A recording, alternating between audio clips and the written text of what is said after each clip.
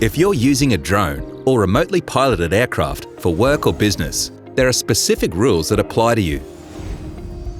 Flying a drone commercially means flying for any type of hire or reward.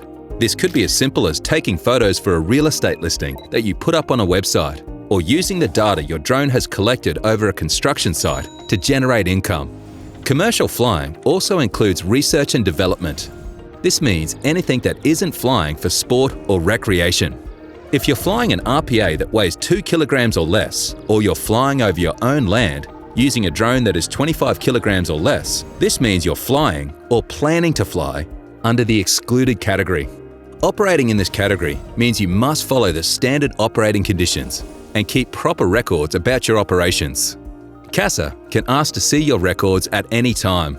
Before you fly, make sure you read and understand the material provided by CASA about operating in the excluded category.